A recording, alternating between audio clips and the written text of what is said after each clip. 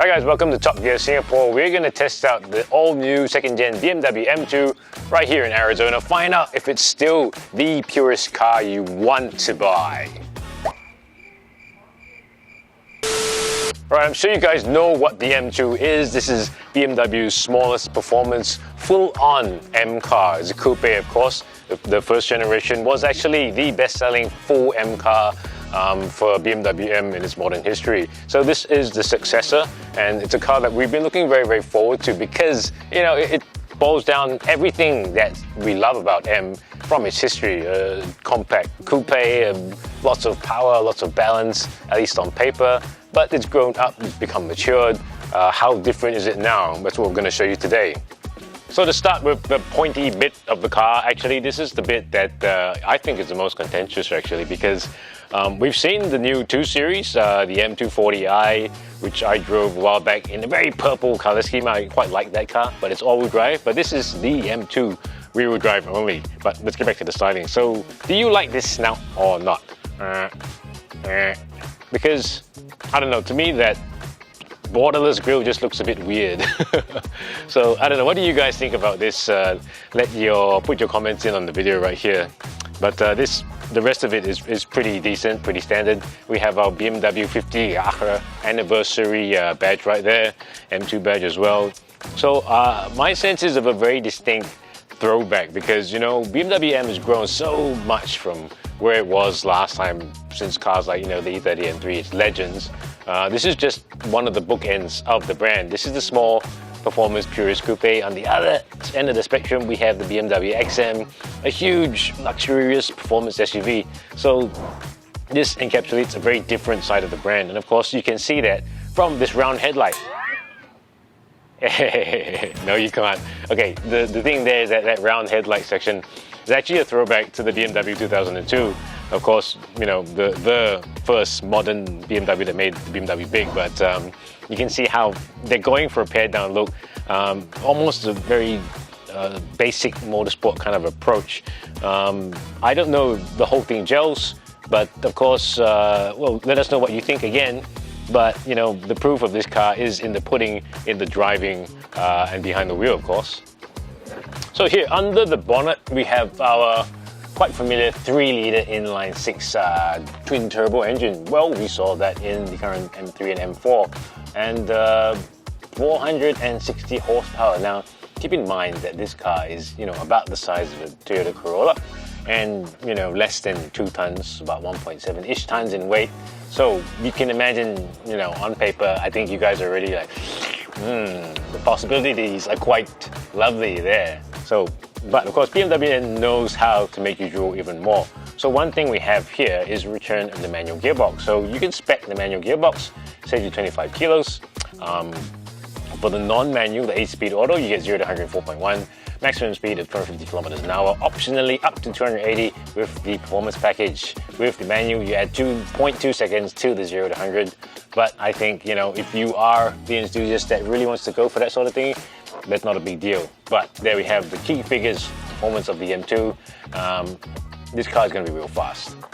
So the interior of the M2, as you can expect, there is quite a nice, comfortable, intimate seating position. A lot of carbon fiber as well. So as you can see, these are M bucket seats. They're optional, of course, but along with the roof, there's a carbon roof, saves you 6 kilos. These bucket seats will save you another 10.5 kilos. And if you spec the manual, you get another 25 kilos off. So you do the math, that's almost 50 kilos off the normal M2. So you can get like a little Superleggera spec going for yourself. Alright guys, we're driving along in the M2. This is the normal M2, the 8-speed automatic gearbox. Automatic. And you know, typical of M cars, you have a whole bunch of twiddly diddly fiddly things you can fiddle around with. So we are currently in road mode. So we don't go like the normal BMWs with, you know, my mode, comfort, whatever you call it, weird ass, whatever you call it. We have road, sport, and track, and then you can fiddle around the settings. So this car has adaptive dampers. You can adjust quite a lot of things using the setup button right here. So we can have engine in efficient sport or plus. We can have steering in comfort and sport. We can have brakes even in comfort and sport. So right now everything is in the most relaxed mode. You can feel how stiff the car is, very stiff coupe feeling, and it's nice as long as you're sitting in front. Roads in Arizona are pretty good. We've got a nice straight line road here. There are not many of those small type bumps that we see in Singapore. So obviously the ride quality is similar to, not similar, sorry. The ride quality I think is better here obviously than it would be in Singapore. Okay guys, we are in the Auto M2. I'm in M dynamic mode. The dampers are in sport because this road is a bit bumpy. We've got Sport Plus engine, sport everything else. Okay, so let's have some fun.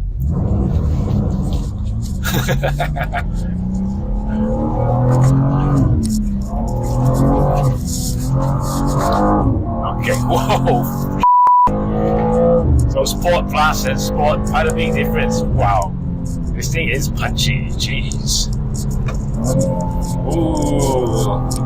I hope you guys can hear me through all that noise. Okay, so getting this inline 6 engine on the boil is quite hard because no matter what, you will always be kind of breaking the law. 460 horsepower in a small car would do that. But compare this to the M3 and the M4, those cars, they have become really quite big, cruising, almost like DTM cars for the road. They kind of just muscle their way through stuff. So this car is a little bit like that, but a little bit more finesse as well because it's light and it's only rear-wheel drive. M3 can be now had in all-wheel drive format. But okay, we're getting to a little bit of the more twisty stuff. Okay, twisty bits, here we come. Nice. So I don't have to go so fast to feel something. Obviously a very, very, very capable car, but nice balance. Here we go through the corners.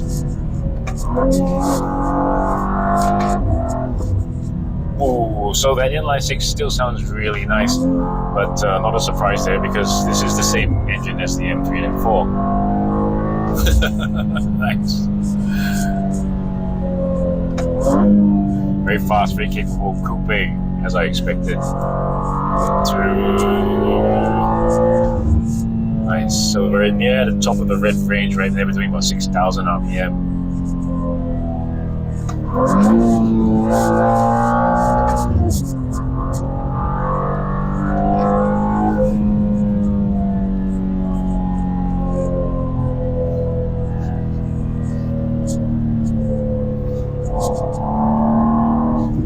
Nice. I can listen to that all day. As far as I can tell, not that much artificial sound. So in comparison to the big XM, which has pipe-in sound from the speakers. So I found a nice little twisty section, and this car has a ton of power and a little body. I keep saying that, I know, but this is true because I'm barely out of third gear. Okay, we're in the upper rev ranges of third gear, so already going pretty fast.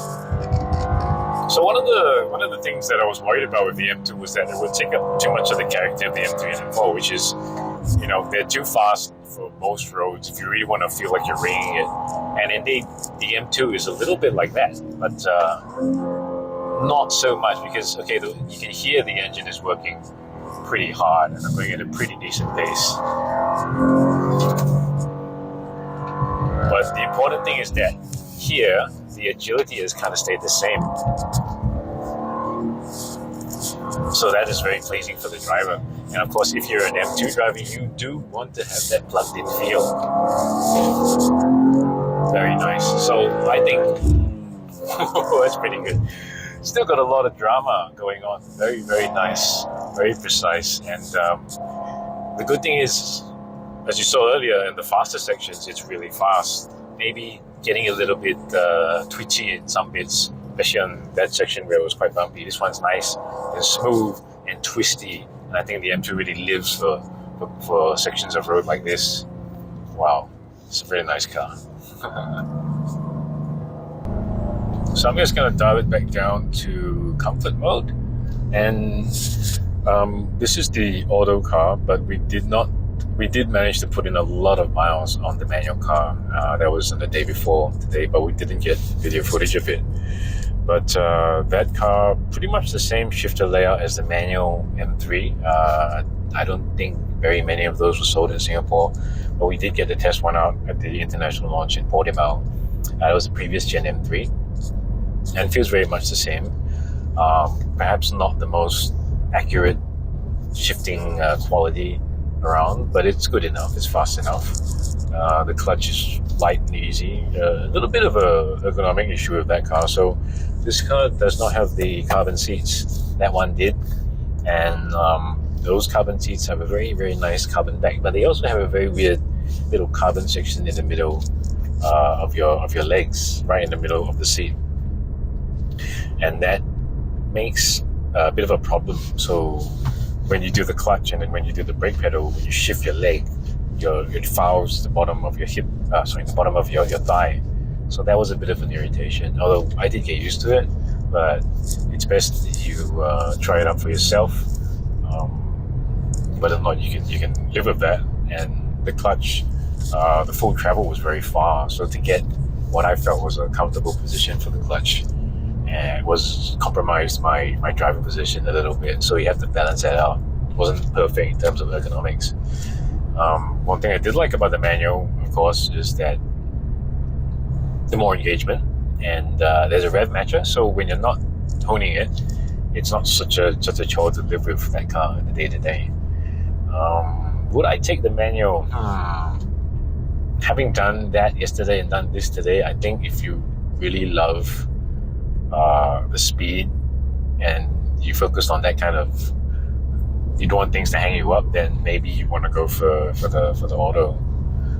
But if you really want that old school feel, it kind of fits in with the character of the M2. You got this like old school feeling. You've got a small car, compact dimensions. You know, when you go really fast, it gets a bit twitchy, and you got to be a bit brave to really hone it.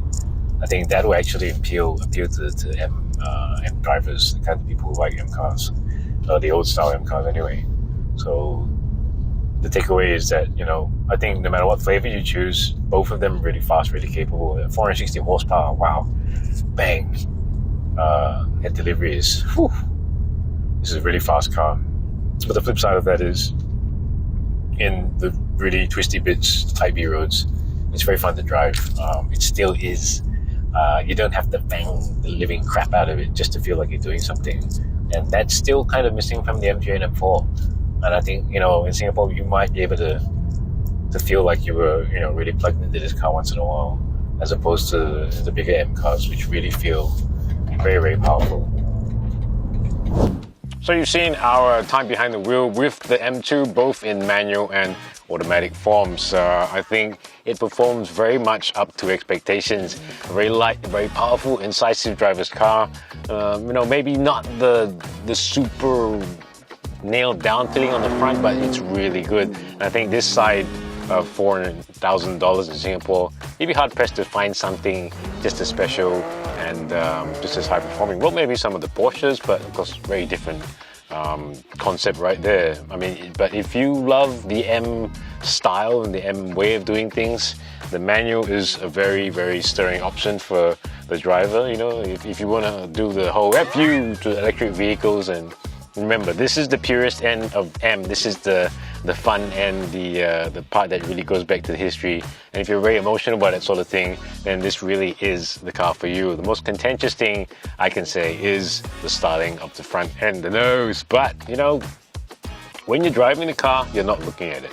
So yeah, that's a very TopGear idea. So there we have it. That's our review of the BMW M2 from TopGear Singapore. Please subscribe to our channel and like our nads, like our cojones. Yeah, we love you. Goodbye.